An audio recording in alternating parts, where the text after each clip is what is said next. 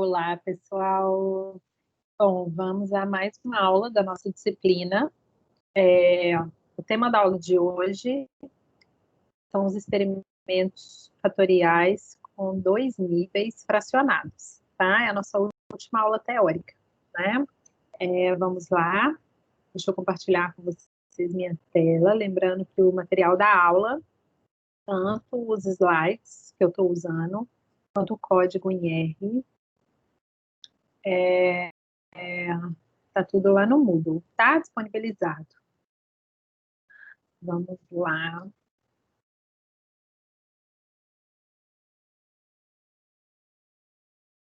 Muito bem, gente. Bom, então, vamos partir do contexto dos experimentos fatoriais 2AK, que a gente já vem discutindo bastante na disciplina. Bom, a gente sabe que, né, considerando que os fatores têm dois níveis cada, para eu executar uma réplica completa do experimento, que a gente sabe que é o necessário para a gente conseguir estimar todos os efeitos, é uma coisa importante, né? Para a gente estimar todos os efeitos, a gente tem que fazer uma réplica. Porque se eu não fizer uma réplica, eu não tenho grau de liberdade suficiente na minha tabela nova para estimar os efeitos principais e todas as interações possíveis, de todas as ordens possíveis, né? Então, para eu conseguir isso, eu preciso fazer uma réplica. E aqui é um gráfico que eu já mostrei em uma das aulas, como que o número de combinações entre os fatores, né, aumenta à medida que o número de fatores aumenta, tá? Aumenta exponencialmente. E normalmente, né, é muito fácil esse número de combinações necessárias para construir uma réplica ultrapassar o recurso disponível, né? Tanto o recurso de tempo quanto o recurso em termos financeiros mesmo, da maioria dos pesquisadores.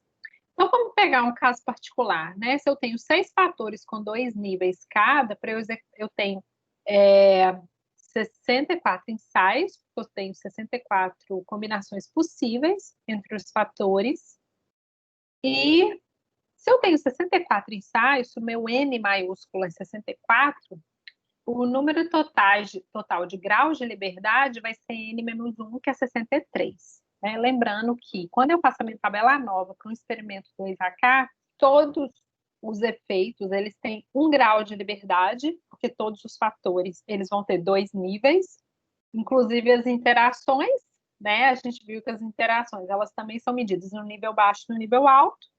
Então, todos têm 2 níveis, cada efeito tem 1 grau de liberdade.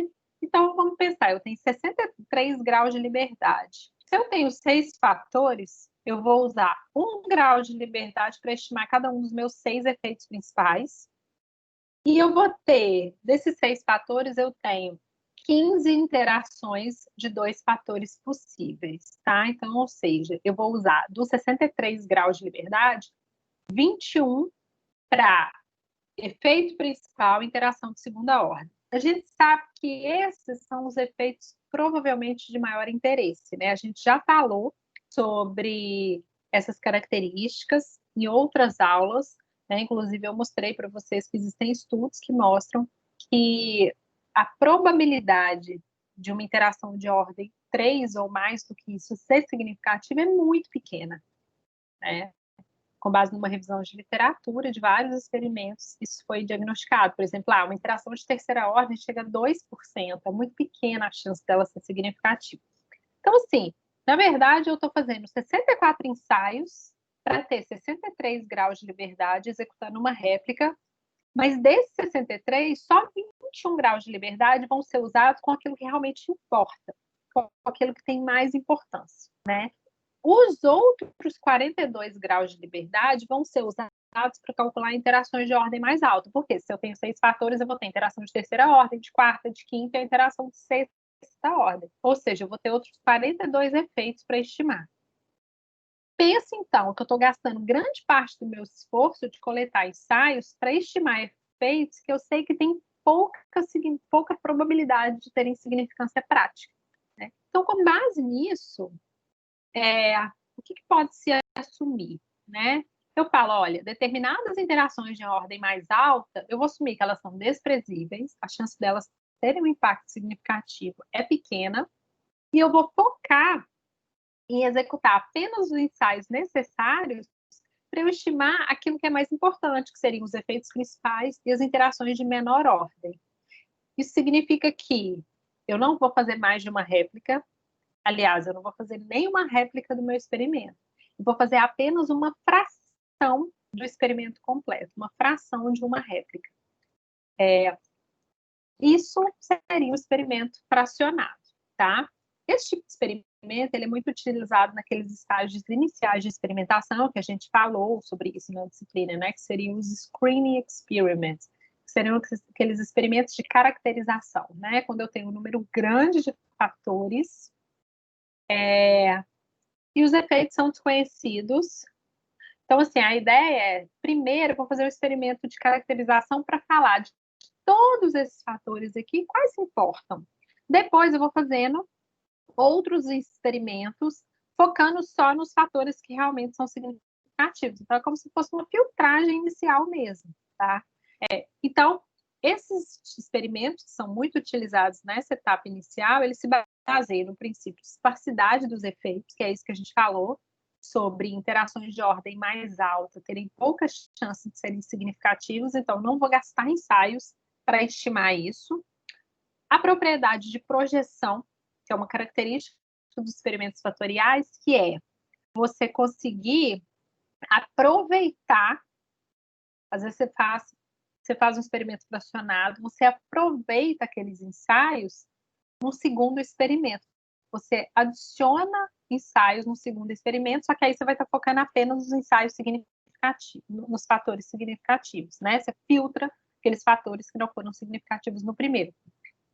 E a experimentação sequencial, né? Que é aquela ideia de você não gastar todos os seus recursos no único experimento. Primeiro você faz um experimento de caracterização ou de filtração para você focar depois, gastar mais recursos em experimentos sequenciais, focando nos fatores significativos. Então, os fracionados se baseiam nesses três princípios.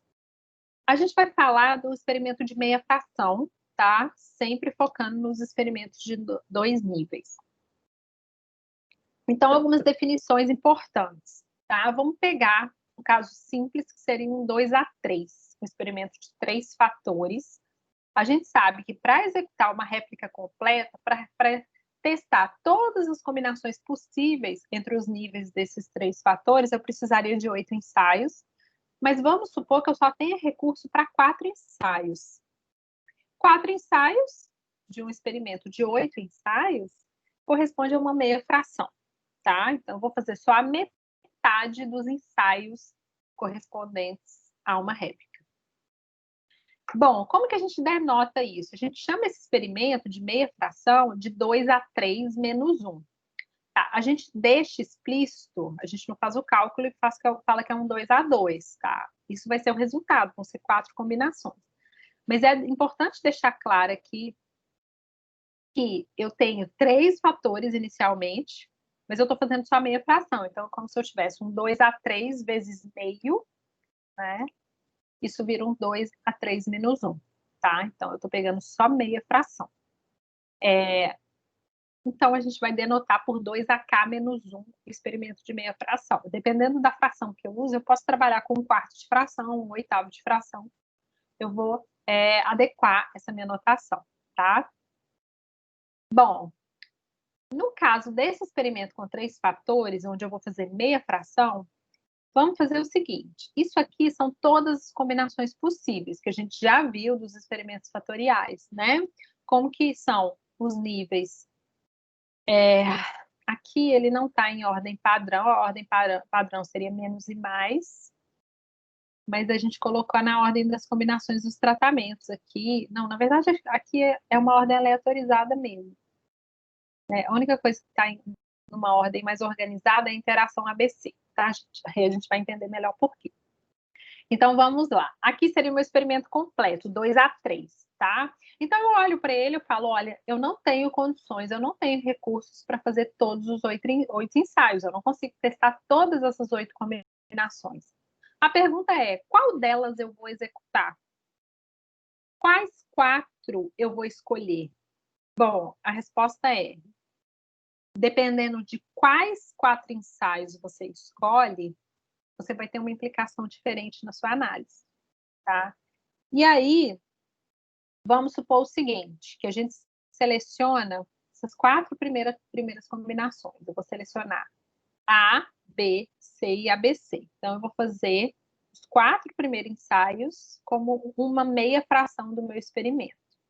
Isso significa, se eu selecionar esses 4 primeiros ensaios, de todas as possibilidades de 4 ensaios que eu possa ter aqui, eu estarei selecionando todos os ensaios em que a interação ABC está no nível alta, porque em todos os casos ela tem um sinal de mais. Bom, isso significa que a interação ABC vai ser a minha geradora da fração. E eu poderia escolher, tá, quaisquer 4 ensaios aqui, eu teria um dos efeitos fatoriais como sendo no gerador. Por exemplo, se eu escolhesse fazer o ensaio A, ABC, BC e 1, a geradora seria o BC. Agora a gente vai entender por que se eu tenho que escolher, por que usar a interação de maior ordem como geradora é interessante, tá? Como eu falei, qualquer combinação de 4 ensaios vai ter uma implicação na hora da análise. Escolher a ABC como geradora pode ser a opção mais interessante. Aqui a gente vai se referir a ABC como se fosse um substantivo mesmo, tá? Mas a gente está falando que seriam os ensaios em que a interação ABC está no mesmo nível. Essa função geradora na interação de maior ordem, ela é usada para eu construir a minha relação de definição. Tá? Essa relação, ela vai me dar toda a estrutura de confundimento que a gente vai ter aqui. Tá? Lembra que a gente falou de confundimento na aula dos experimentos com blocos, que foi a nossa última aula? Então, a gente vai usar aqueles conceitos aqui. E essa relação de definição, ela vai ser essencial para isso, tá? Então, por que eu coloco a identidade é igual a ABC? Ela é a minha relação de definição, significa que eu estou escolhendo os ensaios em que a interação ABC está no nível alta para compor o meu fracionado. Então, a relação de definição, tá trocado aqui. A relação de definição para o experimento fatorial sempre será um conjunto de colunas que são iguais à coluna identidade I. Por exemplo, se eu tivesse escolhido os ensaios em que o BC está no nível alto, o meu I seria BC, tá? Bom, então, eu posso usar as combinações dos tratamentos nesse experimento fracionado em que eu estou realizando apenas os 4 ensaios para estimar os meus efeitos. Tá? Então, qual seria o efeito de A aqui?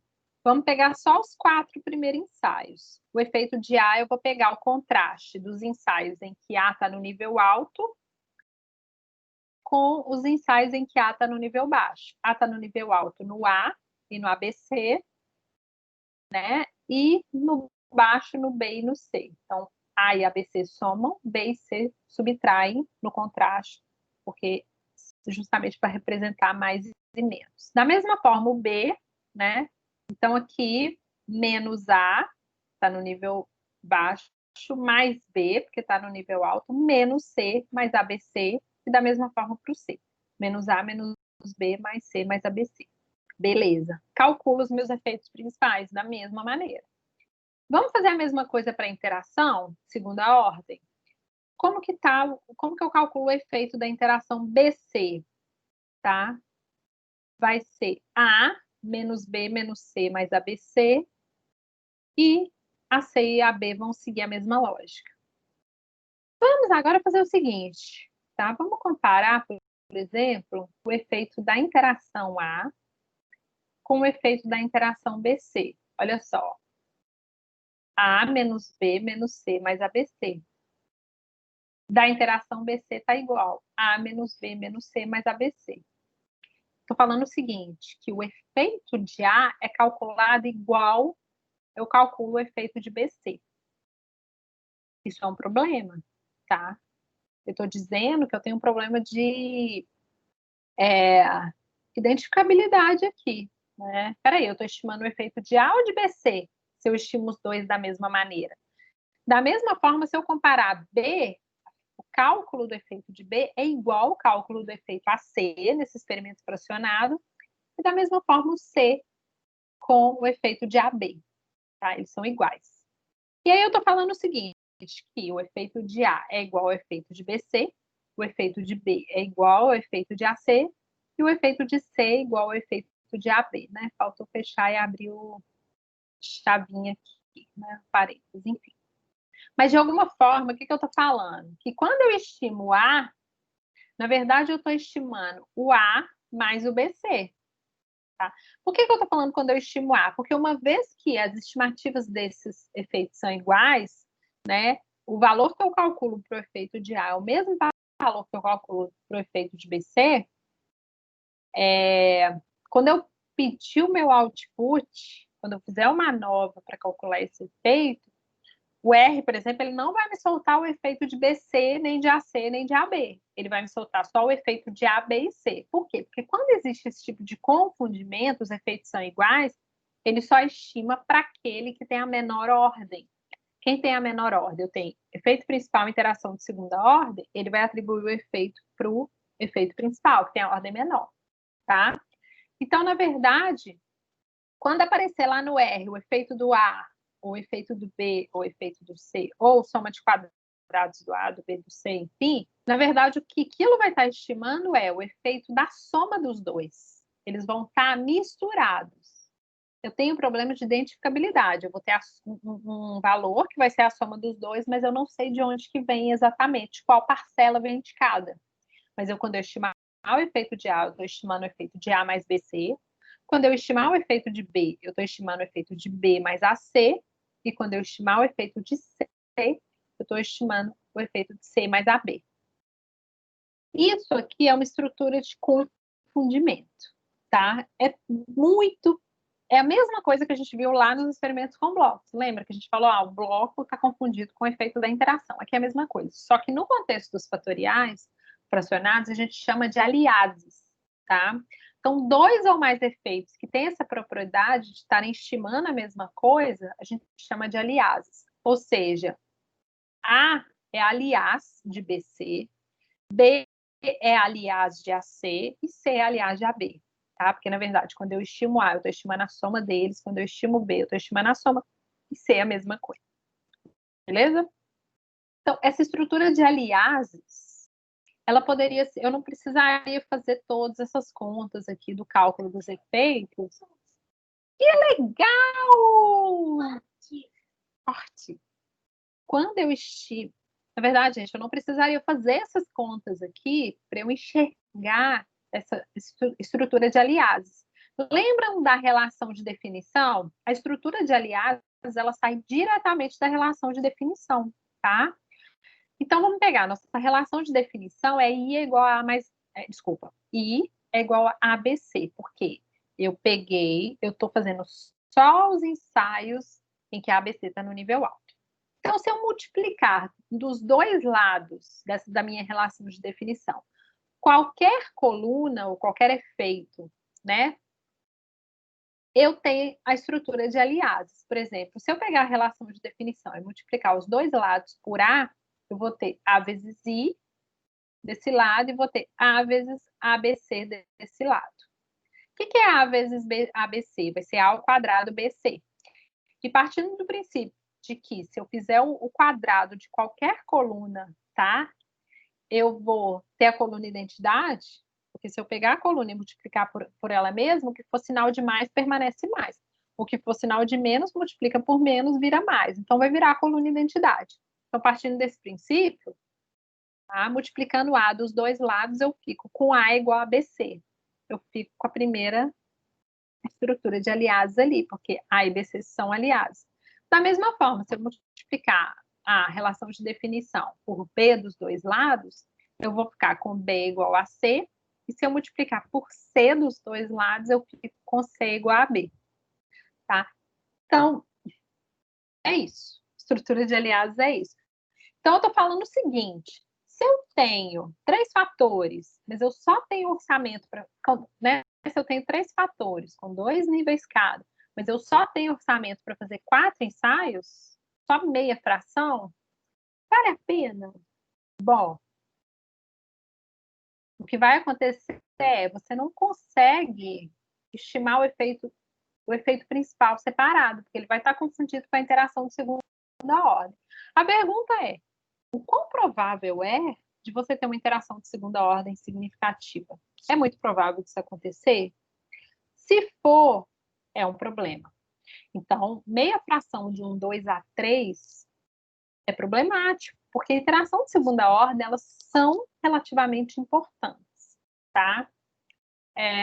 Agora, vocês vão ver daqui a pouco que quanto mais fatores eu tenho, menos problemático é fazer uma meia fração, tá? E a gente vai ver por quê. Tudo está baseado na estrutura de aliados, tá? Mas só para a gente fazer uma definição importante aqui, lembrem que quando a gente selecionou a meia fração, a gente escolheu, com base na minha relação de definição lá, falando, olha, eu vou pegar a interação ABC. Por que foi legal fazer isso? Eu vou pegar só os 4 ensaios em que a ABC está no nível alto ou só os 4 ensaios em que a ABC está no nível baixo. Porque fazendo isso, obviamente, o primeiro efeito que eu perco é o efeito de ABC. Então, de cara, quando eu escolho a interação, né, de maior ordem para ser a geradora da minha fração, eu já estou falando que o efeito dessa interação é a primeira coisa que eu perco. Bom, mas isso é razoável, porque se eu preciso escolher, eu preciso aceitar que eu vou perder algum efeito, que eu não vou conseguir estimar algum efeito, que seja o efeito da interação de maior ordem, que é menos provável de ser significativo, tá? Por isso que é sempre interessante a gente usar a interação de maior ordem como geradora. Mas percebam que aqui, além da interação de terceira ordem, eu também comprometo as minhas interações de segunda, porque já é um experimento pequeno, tá? Agora, se você falar assim, olha, eu não tenho a menor preocupação com a interação de segunda ordem, eu vou fazer só 4 ensaios, porque meu único intuito é olhar os efeitos principais. Aí tudo bem, tá? O A e o BC vão ser... Filha, mamãe não pode agora, a mamãe tá gravando uma aula. Isso é um chá, você quer provar? Pode provar. Então, chuchu, eu tô gravando uma aula. Então, quando eu falo que eu tenho essa estrutura de aliás, eu estou falando, olha, eu não consigo diferenciar o efeito de A e BC. Mas como o A tem menor ordem, se algum efeito nesse sentido for significativo, eu vou atribuir para A. Da mesma forma que eu vou atribuir para B, eu vou atribuir para C. Então, se eu posso assumir que todas as interações são desprezíveis, ok. Mas não é muito usual fazer só uma meia fração de 2 a 3, que realmente é muito pouca coisa, tá? E perder a interação de segunda ordem é sério. Beleza. E aí, uma outra questão, gente, é quando a gente seleciona apenas os ensaios em que a interação ABC está no nível alto, eu estou falando que a minha relação de definição é I é igual a ABC, onde ABC é positivo, tá? Quando eu seleciono apenas os ensaios de nível alto da interação de maior ordem, normalmente eu falo que eu estou usando a minha fração principal. Porque eu poderia, partindo desse mesmo princípio de perder a interação de maior ordem primeiro, eu poderia selecionar outros 4 ensaios, esses em que a interação ABC está no nível baixo. Então, eu falo que os 4 primeiros aqui são a fração principal, que ela está em nível alto, e a fração secundária são os outros ensaios em que ela está no nível baixo. A outra meia fração, a fração secundária, que seria de menos, a minha relação de definição seria I é igual a menos ABC, tá? Que seria a minha fração, que eu falei fração secundária, mas é mais chamada de fração complementar, ou alternativa, tá? I é igual a menos ABC, porque a minha relação de definição partiu dos ensaios em que a ABC está no nível baixo. Para a gente, fazendo aqueles cálculos, tá? Para achar a estrutura de aliases, multiplicando por A dos dois lados, ou por B ou por C, eu chego nessa estrutura de aliases aqui. Eu vou chamar de A' para representar a estrutura de aliases aqui da fração complementar, falando, olha, agora o A, quando eu estimar o efeito de A, eu sei que o A está confundido com BC, mas quando eu estimar o efeito de A, na verdade eu estou estimando o efeito de A menos BC. Então, os efeitos eles vão se anular, né? Enfim, um vai ser positivo, o outro vai ser negativo. Enquanto, pegando a interação, a fração principal, eles vão se somar, tá? Isso é importante ter esse cuidado de saber qual fração que eu estou pegando para interpretar os valores dos efeitos, porque os valores dos efeitos vão aparecer. Então, aquilo que eu estou calculando, está somando os dois efeitos ou está pegando um e subtraindo o outro, tá? Da mesma forma, o B vai estar estimando B menos AT e o C vai estar estimando C menos AB. Agora, gente, a verdade é que na prática, não importa qual, se você pega a fração principal ou complementar, tá? Isso não faz diferença, porque elas, na verdade, pertencem à mesma família, elas se complementam, e na hora de interpretar os resultados, isso não vai fazer diferença, tá? Mas, assim, não vai fazer diferença na sua conclusão final, de falar que é significativo ou não, tal. Mas é importante ter isso em mente. Normalmente, a gente usa a fração principal. E aqui, só fazendo uma comparação, eu coloquei no cubo, tá? Os níveis alto e baixo dos fatores A, B e C. Todos os extremos seriam a réplica completa. E aqui está marcado, ó, quando eu seleciono a fração principal, são esses 4 ensaios aqui que eu executo. Quando eu seleciono a fração alternativa, ou complementar, são esses 4 ensaios que eu executo, tá?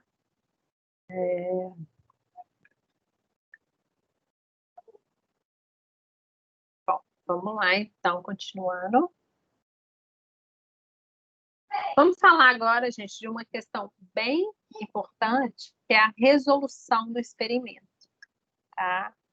A resolução do experimento é uma característica bem importante do experimento, tá? E a gente vai entender por quê. Bom, vamos pegar primeiro o nosso exemplo, que é um experimento 2A3 menos 1, porque eu fiz meia fração de um 2A3, a gente fala que ele é um experimento de resolução 3, tá? As resoluções mais importantes são 3, 4 e 5. Então, dependendo do número de fatores que eu tenho e do tipo de fração, se eu tenho, sei lá, 5 fatores, faço meia fração, ou eu tenho 5 fatores, faço um quarto, eu tenho 10 fatores, faço um oitavo de fração. Dependendo dessa combinação entre o número de fatores e nível da fração, eu vou ter uma resolução diferente. E normalmente os mais utilizados são aqueles de resolução 3, 4 e 5, tá? São os casos em que a fração ela reduz de forma mais substancial a quantidade de ensaios que eu vou fazer.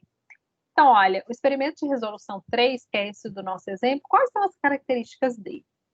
A característica é em relação ao confundimento, tá? A estrutura de aliases. Então, experimento de resolução 3. Nenhum efeito principal é aliás de outro efeito principal, tá? Ou seja, o A nunca vai estar confundido com B, nem com C, nem com D, nem com E, o que é ótimo, né? Porque se a gente tiver efeitos principais aliados entre si, aí desiste, né, gente?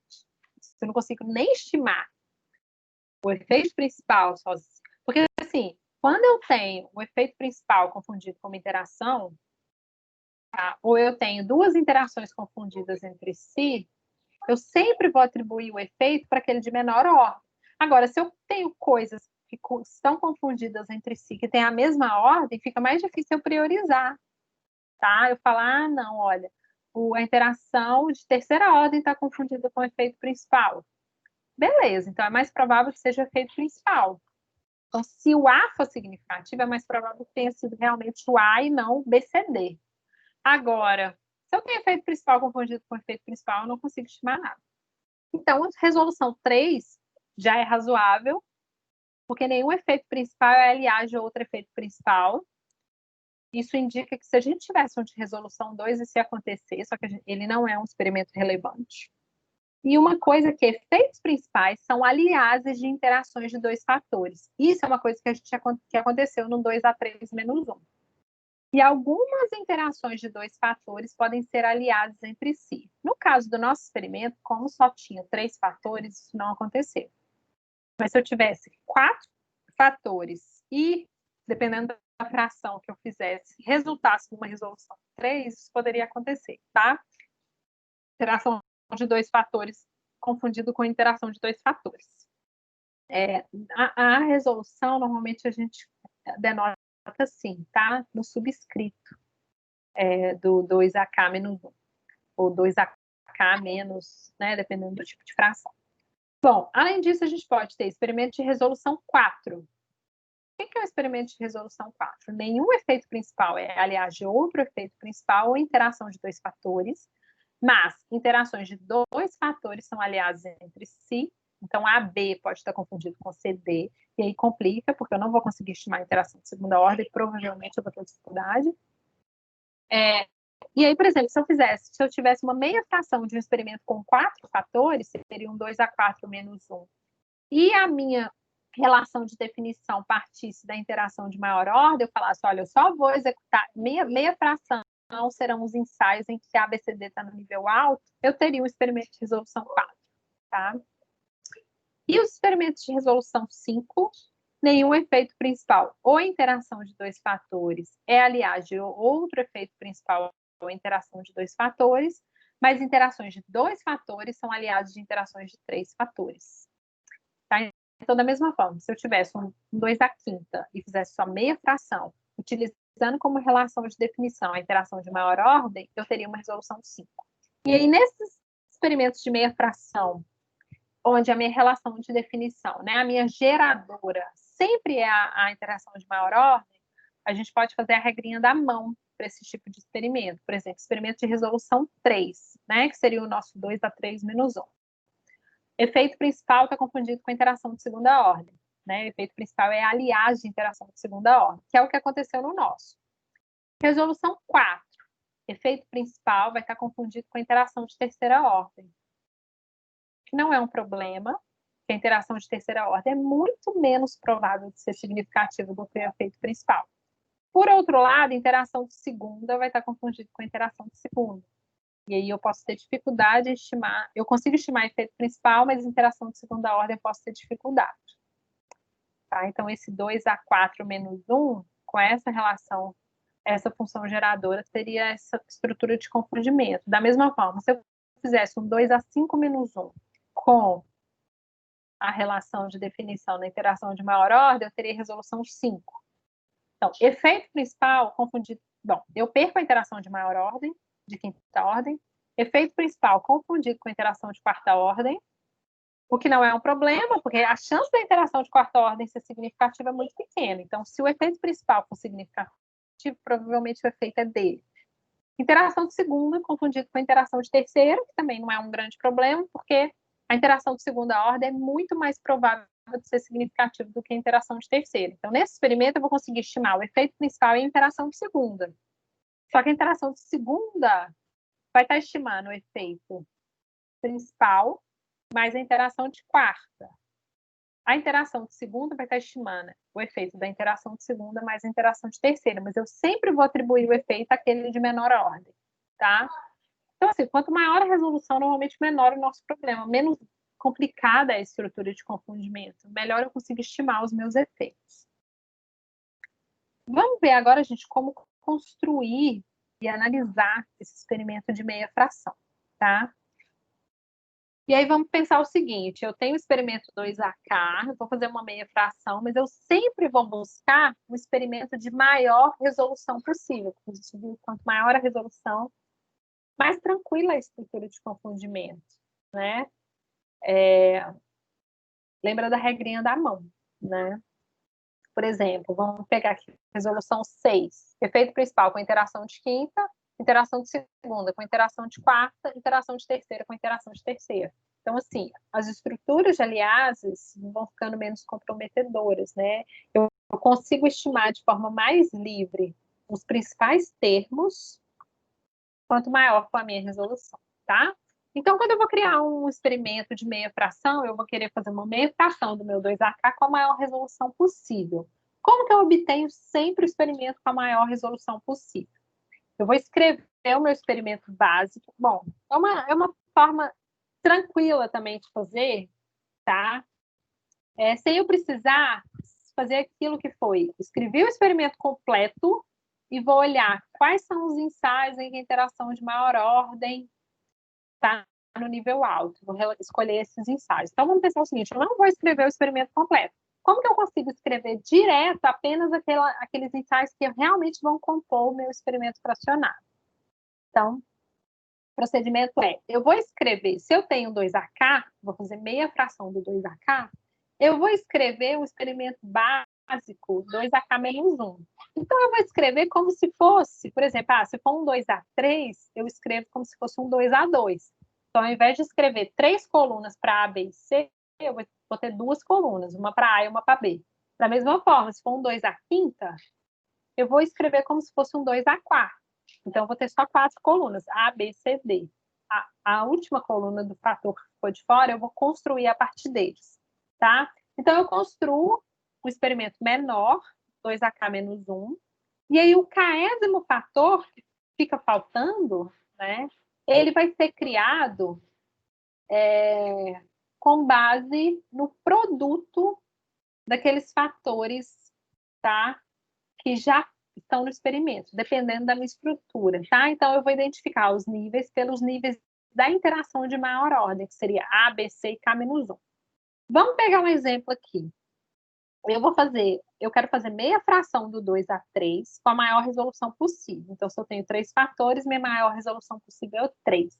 Então, o que eu faço? Eu crio um experimento completo, tá?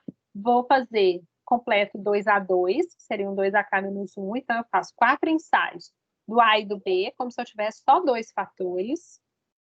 E aí, para eu criar um experimento que minha relação de definição vai ser o I é igual a ABC, como se eu estivesse escolhendo apenas os ensaios em que a interação ABC está no nível alto, eu faço o quê?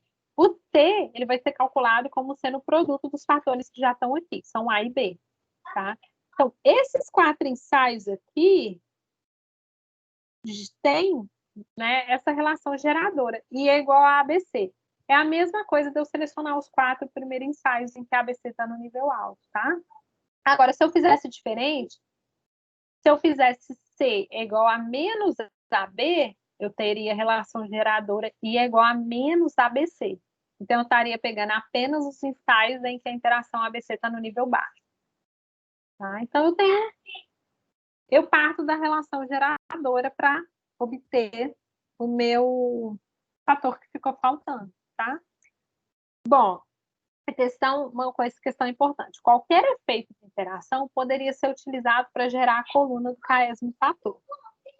Então, por exemplo, se eu tenho 4 fatores, tá? Como que eu crio um experimento? Eu crio um 2A3, crio a coluna A, B e C. E a coluna D eu vou calcular como sendo A vezes B vezes C, porque pela relação geradora, I é igual a ABCD, logo D é igual a ABC. Eu faria isso. Agora, o D poderia ser calculado com base em qualquer interação. Interação AB, interação BC, interação AC. Por que eu uso sempre a interação ABC ou a interação de maior ordem entre os fatores que já existem? Porque qualquer coisa diferente disso não vai me dar um experimento com a maior resolução possível, vai me dar um experimento com uma resolução menor, tá? E aí não vai ser legal. Eu não vou estar escolhendo estrategicamente os 4 melhores ensaios para eu executar, tá? Eu vou mostrar 2 exemplos para vocês. O primeiro exemplo é o mesmo experimento da taxa de filtração, que era uma réplica do 2A4. Esse experimento, esse exemplo, a gente trabalhou quando a gente falou dos experimentos fatoriais, no capítulo 6, quando a gente falou do confundimento e blocagem, no capítulo 7. E agora, gente, em tempo, né? Esse conteúdo aqui está no capítulo 8, tá? Da nona edição do livro. Então, vamos voltar no mesmo experimento. Esse experimento era uma réplica completa de um 2A4. Então, aqui a gente já executou uma réplica completa. Lá, analisando esse experimento, a gente viu que os termos significativos eram ACD, AC e AD. Beleza.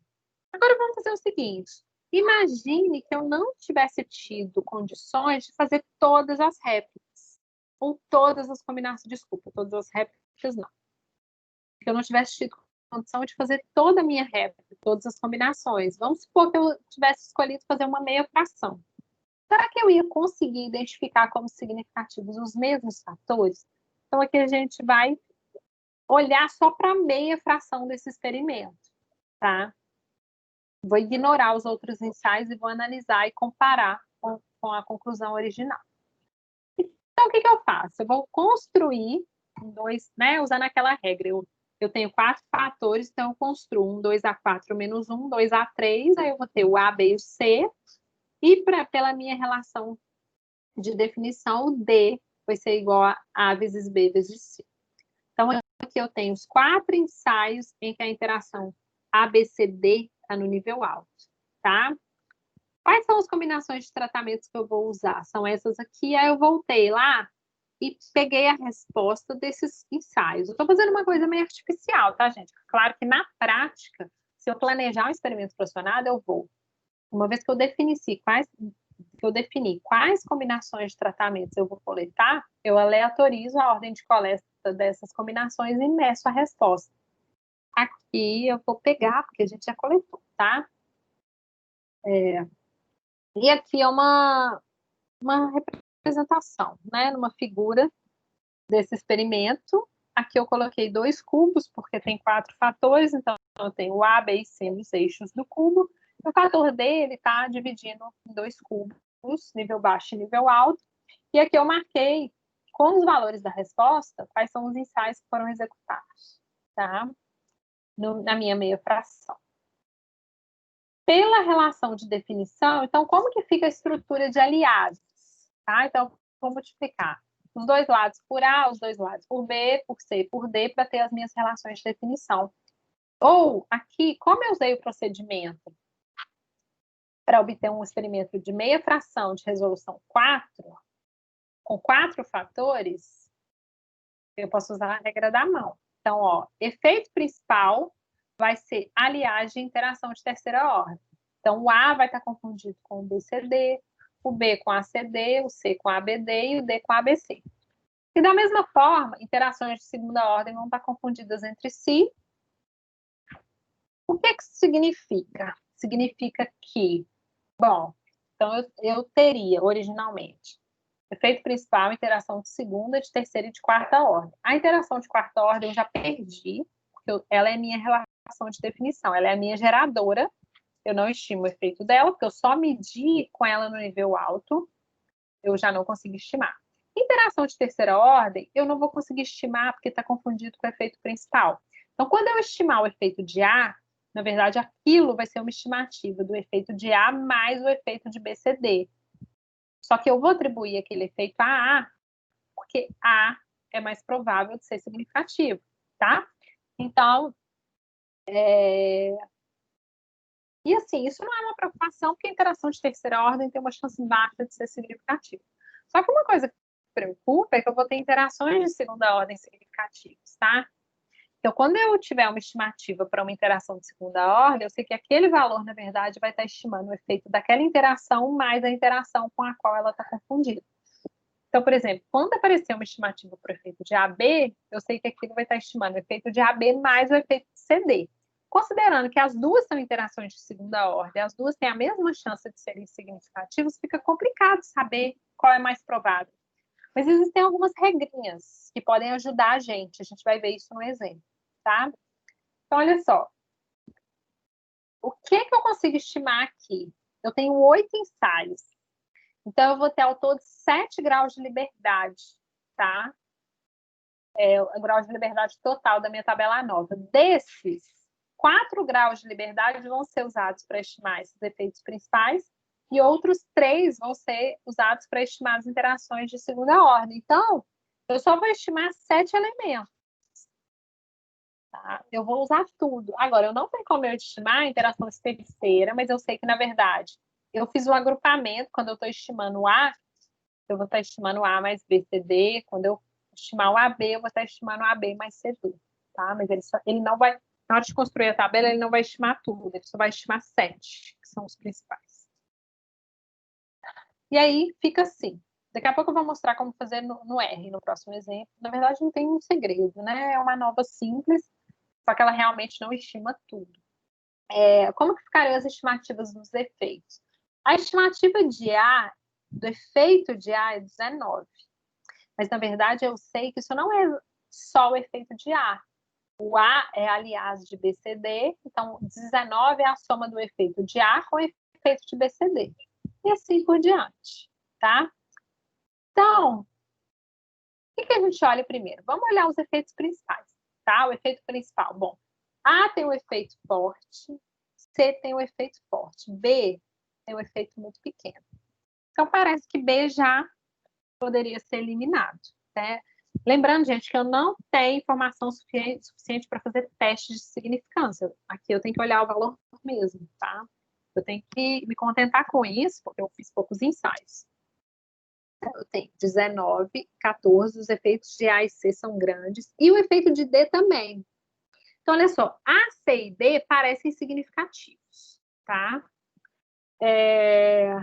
E aí, olha como que fica os outros. Lembrando, tá? O 19 é o efeito de A mais BCD. Mas eu vou atribuir a A porque eu sei que é muito mais provável ser de A, que é o efeito principal, do que de BCD, tá bom? Então, A, C e D parecem significativos. Uma outra coisa importante é o AD.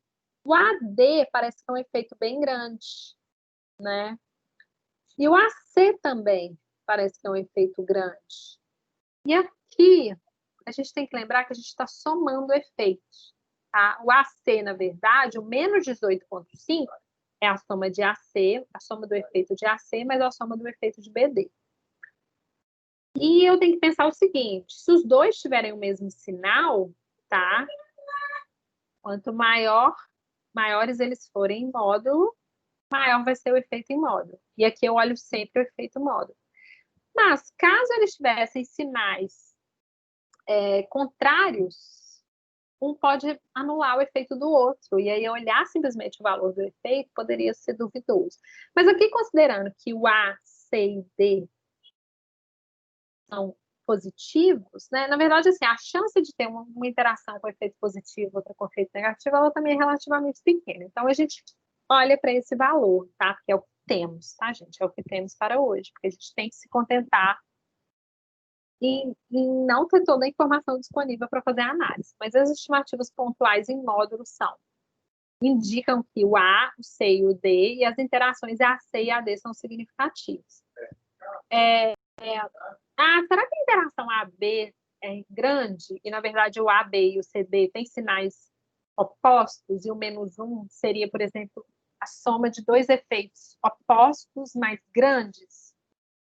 Bom, como o B não foi significativo, eu sei que, assim, diminui ainda mais a chance do AB ser significativo, tá? Tem um princípio que eles chamam de Ockham Razor, ou é uma razoabilidade, né? É uma forma de pensar que trabalha com o princípio da parcimônia, tá? Então, eu penso sempre assim, de todas as opções disponíveis, de situações possíveis que podem ter acontecido aqui, eu vou ficar com a mais simples, tá? Normalmente ela vai funcionar. Então, baseando nisso, eu vou falar, olha, eu vou olhar para os efeitos que são maiores e está batendo que o AC e o D, que são significativos, estão aqui na interação AC e AD. Uma preocupação que eu tenho também, o AC, será que esse efeito ele é realmente de AC ou será que ele é de BD? Porque às vezes o efeito de AC é 0 e o efeito de BD que é grande. Da mesma forma, será que o 19 ele é de AD ou é de BC? Às vezes o efeito de AD é muito pequeno e o de BC é que é grande, fez o valor ficar alto. Então, baseando-se nesses princípios de Ockham, eu estou falando o seguinte, olha, fique sempre com a simplicidade, tá? Por que eu vou falar, eu vou escolher AC e não BD? Por que eu vou escolher AD e não BC? Porque AC e AD são interações que envolvem fatores que foram significativos, que foram A, C e D. Então, na dúvida, como o B não foi significativo, eu vou assumir que isso não é de BD, isso não é de BC, tá? É de AC e AD.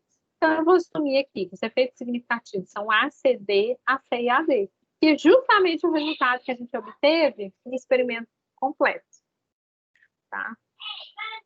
Então, assim, tem uma interpretabilidade aí que cabe ao pesquisador, levando em conta, né, princípio de simplicidade mesmo. E aí, o que a gente pode fazer? Se a gente eliminar o fator B, já que ele não é significativo, nada que envolve ele é significativo. Olha só a interação A-B, né? Bem pequenininha. Então, eliminando o fator B, bom, eu vou ter 8 ensaios para 3 fatores, né? Porque eu tirei o fator B, então eu vou ter 8 ensaios para estimar 3 fatores, aí eu consigo fazer minha tabela nova, né?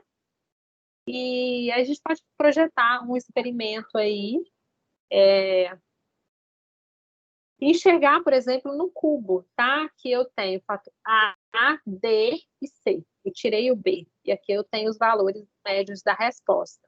Então, vamos lá. O A foi significativo e eu vejo que se eu mudo do A nível baixo para o alto, causa uma mudança na resposta. Às vezes essa mudança é aumentar a resposta, às vezes essa mudança é diminuir a resposta. Então, é bem razoável falar que tem interação envolvendo A importante, né?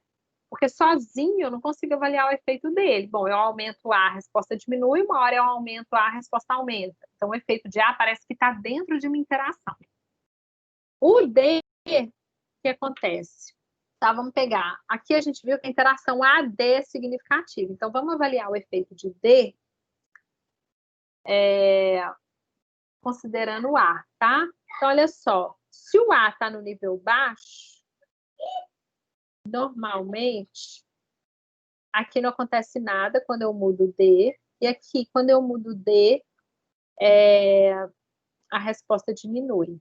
Eu aumento D, a resposta diminui quando A está no nível baixo, ao passo que quando A está no nível alto, eu aumento D e a resposta aumenta. Ou seja, o efeito do A depende do nível de D e vice-versa.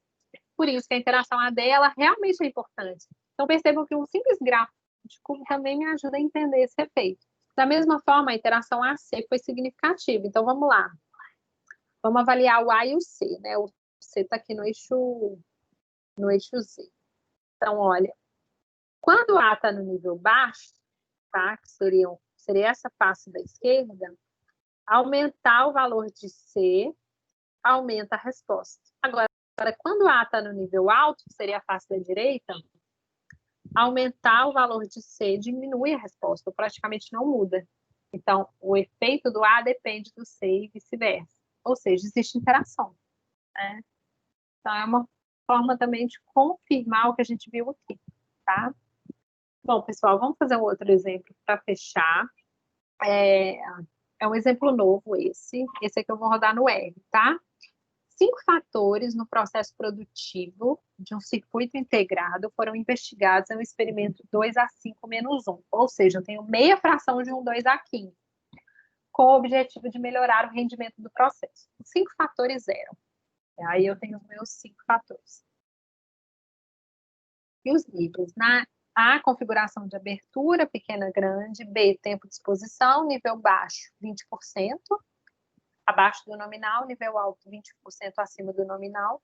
C, tempo de desenvolvimento, 30 e 45 segundos. D, dimensão do molde, pequeno, grande. E E, tempo de queima. São 2 níveis. Beleza. Então, o experimento foi construído daquela maneira, tá? Se eu tenho 2A5-1, como que eu obtenho um experimento de meia fração de um 2A5 com a maior resolução possível? Eu gero um 2A4, estabelecendo os níveis dos 4 primeiros fatores, e o fator que estava faltando eu construo como sendo o produto da interação, né? O produto dos fatores que já estavam. E aí eu tenho as combinações de tratamentos que eu vou executar. Então, 2A5, eu teria 32 ensaios, só que eu vou fazer só 16. Eu vou fazer meia fração. E aí a minha relação de definição vai ser o ABCD. Eu estou perdendo a interação de maior ordem. Lembrando, gente, regra da mão. Resolução 5, tá? Efeito principal vai estar confundido com interação de quarta ordem, tranquilo. A chance de uma interação de quarta ordem ser significativa é muito pequena. Interação de segundo vai estar confundido com a interação de terceira. Então, a chance de uma interação de terceira ordem ser significativa é menor que uma interação de segunda. Então, eu vou atribuir mais para a interação de menor ordem. Então, mas é uma resolução bem tranquila de trabalhar, tá? Aqui tem uma representação assim, de quais foram os 16 ensaios que a gente executou, né? E aí, vamos lá. Essa regrinha da mão que a gente fez, vamos obter aqui a minha relação de definição a partir, vamos obter estrutura de aliados a partir da relação de definição, tá? Então, todo efeito principal é aliagem de interação de quarta ordem, então A, se eu multiplico o A nos dois lados, eu vou ter A confundido com BCDE. Então, quando eu estiver estimando o efeito de A, na verdade, eu vou estar estimando o efeito de A mais BCDE, e B com ACDE, e assim por diante. E toda interação de dois fatores, ela vai ser aliás com a interação de três, tá? Por causa da estrutura da resolução. Então, multiplico aqui os dois lados por AB, eu vou ter AB confundido com CDE e assim por diante. Então, experimento de resolução 5. Então, a gente espera, com base nessa estrutura de confundimento, que ele forneça estimativas razoáveis sobre efeitos principais e interações de segunda ordem, tá? Com base no nosso confundimento. E agora, eu vou lá para o R, para a gente poder rodar esse exemplo, para a gente ver como fazer um fracionamento. Vamos usar, gente, a biblioteca FRF2, que é uma biblioteca só para experimentos fracionados. Eu já usei ela na disciplina, porque ela permite também criar experimentos completos, incluir pontos centrais, então eu já cheguei a usar, e ela usa o pacote de DOE.base. Primeiro a gente vai criar o experimento. Tem vários comandos para criar o experimento. Meu filho, tenso. Tem vários comandos aqui para criar o experimento, tá? Eu vou usar esse comando FRF2 e tem várias opções. Por exemplo, eu posso especificar que eu quero 16 ensaios e a minha geradora é o ABCD, tá? Então, eu estou falando assim, é como se eu estivesse fazendo aquele procedimento manual. Eu crio 16 ensaios e crio o quinto fator como sendo um ABCD, tá? Por isso que eu especifico o gerador ABCD e peço para ele não aleatorizar, para eu enxergar na ordem padrão, para eu comparar com isso aqui, até fica mais fácil de entrar com a resposta. Então, olha, run, criei o experimento, olha como ele fica bonitinho, tá vendo? Eu tenho ABCDE, e esses 16 ensaios são exatamente esses aqui, correspondem aos ensaios em que a interação de maior ordem seria ABCDE está no nível alto. Uma outra forma também é usar a mesma função, só que eu especifico o número de fatores, 5, e resolução 5. Então, assim, se eu tenho 5 fatores e resolução 5, automaticamente só pode ser meia fração, tá? Mesmo porque eu comentei com vocês, a resolução ela depende do número de fatores e da fração, né? Uma coisa depende da outra. Ele vai criar o mesmo experimento aqui, só queria mostrar duas formas de fazer. E lembrando, gente, se vocês não pegarem no R aí, vocês vão encontrar diversos pacotes para criar experimentos fatorial. Tudo isso que a gente fez na disciplina vai ter muita coisa rodando muito mais fácil, tá? O importante é que a gente sabe o que está por trás dos cálculos, né? Porque a gente realmente vai fazendo mais passo a passo mesmo. E aqui eu vou adicionar a minha resposta, por isso que eu quis colocar na ordem padrão, e adicionei minha resposta, tá bom? Então, eu tenho os mesmos dados bonitinhos aqui. E agora a gente vai analisar. Eu vou analisar, gente, como se fosse assim, o modelo completo, com tudo. Então, vai ser a resposta, e aqui eu estou incluindo até a ordem 5. Então, todas as combinações possíveis, todas as interações possíveis até a de quinta ordem, com esses dados. A gente sabe que não dá para estimar tudo, porque a gente tem um fracionado, mas só para ver o que solta. Uma coisa legal, gente, quando eu ajusto o modelo, ele tem um comandinho para chamar aliases, tá? Do objeto modelo. Ele me dá a estrutura de aliases que a gente faz a partir da relação de definição. Então, nesse experimento, o A está confundido com interação BCDE, o AB com interação CDE e assim por diante. Então, efeito principal confundido com a interação de quarta, interação de segunda com interação de terceira. E vou fazer minha tabela nova. A tabela nova, gente, não sai valor, claro, e ele só solta para aqueles que são os termos principais na estrutura de aliados. IAS. Então, ele solta efeitos principais, ele não solta interação de quinta, porque eu perdi isso na minha relação de definição, ela é a minha geradora. Ele não solta interação de quarta, porque interação de quarta está confundido com efeito principal, e ele só solta as de segunda, tá? Aliás, ele solta de segunda, mas não solta de terceira, porque a de terceira está confundida com a de segunda. Então, eu tenho aqui a soma de quadrados para os efeitos principais e para as interações de segunda ordem. Eu vejo que as interações de segunda ordem, elas são bem pequenas, tá, gente? Bem pequenas, exceto a B. A B tem uma soma de quadrados bem grande. Os valores são comparáveis, porque tudo tem um grau de liberdade, mas a interação AB é a mais importante, todas as outras são bem pequenininhas. E em termos de efeito principal, parece que eu tenho AB importante, C. Então, ABC, interação AB, parece que é importante. Vou pedir um summary, só para a gente ver coeficientes, tá? Que é o modelo linear aqui, o beta 0, beta 1, tal. Ver que ele não solta para terceira, quarta nem quinta ordem, justamente por causa daquilo que a gente já discutiu. Bom, eu já vou dar uma enxugada aqui, só para ficar melhor de enxergar. Ao invés de ajustar tudo até quinta ordem, eu vou pedir para ajustar tudo até segunda. Claro que assim, eu já poderia eliminar, com base na soma de quadrados aqui, aquilo que ficou pequeno, que provavelmente não é significativo. Então, eu já poderia ajustar o modelo reduzido aqui, gente, colocando só A, B, C e a interação AB, tá? E aí eu teria, bom, se eu tenho 16 ensaios, que corresponde a meia réplica para um 2 à quinta, 16 ensaios é como se fossem duas réplicas para 3 fatores. Então, eu tenho graus de liberdade suficientes para estimar a significância de A, B, C e AB, tá? Se eu reduzir o meu experimento, reduzir o modelo. Na prática, a gente tem que fazer isso, e aí fazer análise de resíduos, fazer comparações múltiplas com base nesse último experimento. Aqui, como vocês já sabem fazer todas essas etapas, eu vou só mostrar alguns gráficos desse modelo 2, que é mais restrito.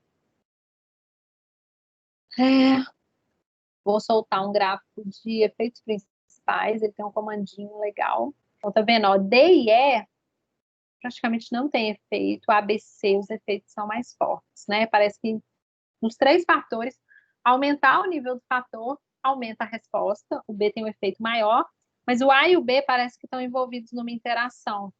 Vamos ver o gráfico de todas as interações possíveis, vai ficar meio bagunçadão. Mas aqui a gente pode identificar as interações A e B, tá? O A está aqui, o B aqui. Então, esse é o gráfico da interação AB, onde o B está na legenda, né? Menos um vermelhinho, um preto. E aqui também, a interação AB, só que aqui ele troca. Aqui quem está na legenda... Ah, não, gente, desculpa. Aqui, quem está na legenda, nesse gráfico, o eixo X é nível baixo para o B, nível alto para o B. O eixo Y é resposta, e aqui o nível de A, que está definido nas legendas. Então, vermelhinho A está no nível baixo, pretinho A está no nível alto. Então, estou falando, olha, mudar o B do nível baixo para o alto aumenta a resposta, mas aumenta de forma diferente. O incremento é maior quando o A está no nível alto. Né? E aqui, por outro lado, ó, o A está no eixo X, nível baixo e alto, e o B está na legenda, tá? Então, eu estou falando o seguinte, que quando eu mudo do nível baixo para o alto, fator A, como que a resposta muda? Depende do fator B. Se B estiver no nível baixo, a resposta praticamente não muda, mas se B estiver no nível alto, eu tenho um incremento maior na resposta. Isso define, isso exemplifica porque tem uma interação. Por último, eu vou fazer um gráfico de cubo dos 3 fatores, tá? Só para a gente ter uma ideia de como que a resposta muda. O intuito é maximizar a resposta. Eu maximizo a resposta quando A, B e C estão no nível alto, tá vendo? E o pior resultado é quando todos estão no nível baixo. Aí eu posso ver o efeito da interação, tudo. Bom, é isso, gente. Deem uma olhada no capítulo 8 do livro, tá?